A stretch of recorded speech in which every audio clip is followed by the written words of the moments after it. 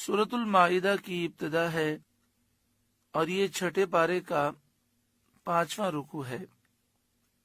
سورۃ المائدہ مدنی سورت ہے۔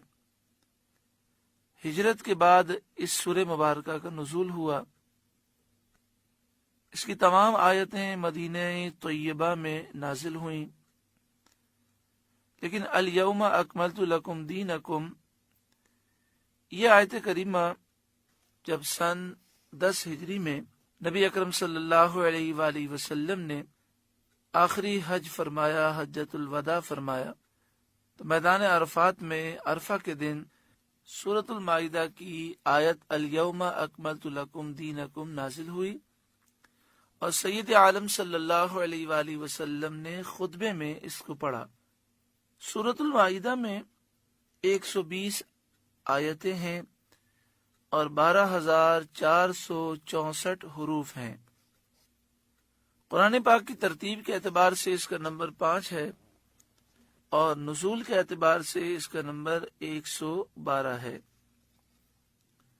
اس میں 16 رکوع ہیں۔ مائدہ چمڑے کے اس دسترخوان کو کہتے ہیں کہ جو کھانے سے بھرا ہوا ہو۔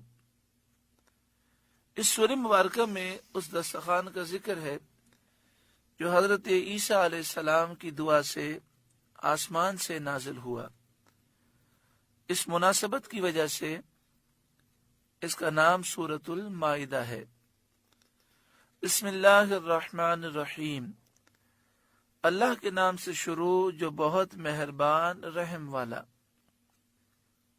یا ایھا الذین آمنوا اے ایمان والوں، اوفوا بالعقود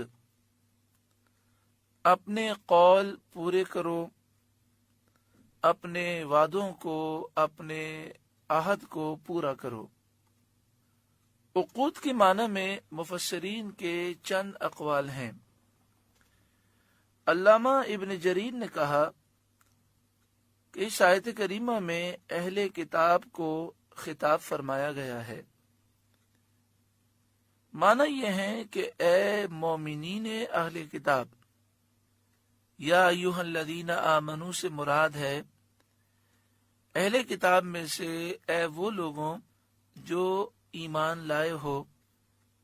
میں نے کتب متقدمہ میں قرآن سے پہلی آسمانی کتابوں میں سید عالم محمد مصطفیٰ صلی اللہ علیہ وسلم پر ایمان لانے اور آپ کی فرمانبرداری کرنے کے متعلق جو تم سے عہد لیے ہیں وہ عہد پورے کرو۔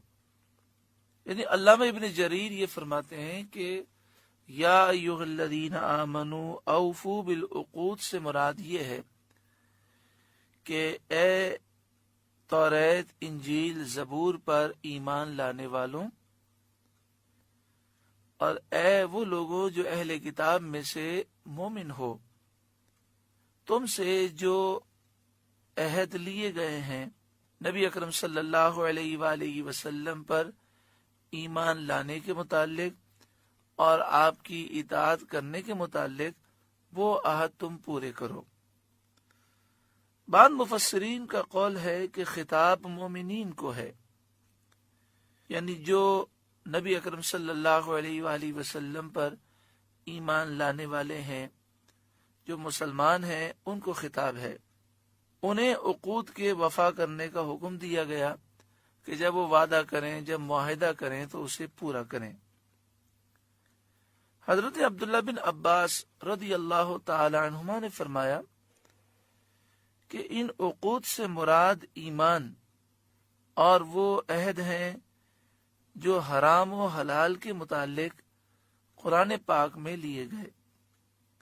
یعنی حضرت عبداللہ بن عباس فرماتے ہیں کہ یہاں یہ جو فرمایا گیا کہ اپنے عقود پورے کرو، اپنے معاہدے پورے کرو، اپنے وعدے پورے کرو، تو فرماتے ہیں اس سے مراد یہ ہے کہ جو تم ایمان لائے ہو اور حلال و حرام کے متعلق قرآن مجید فرقان حمید میں جو بیان ہوا ہے اور جو تم سے عہد لیا گیا ہے اسے پورا کرو، ایمان پر ثابت قدم رہو اور جو حرام چیزیں ہیں ان سے دور رہو اور حلال کو حلال سمجھو۔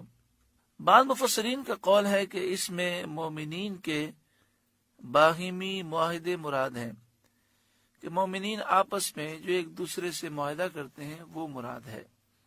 اور یہ ایک حقیقت ہے کہ مسلمانوں کو چاہیے کہ وہ ایمان پر قائم اور دائم رہیں، حلال اور حرام کی تمیز کریں، حرام سے بچیں، حلال کو حلال سمجھیں، اور آپس میں جو وہ وعدہ کریں، جو معاہدہ کریں اسے پورا کریں۔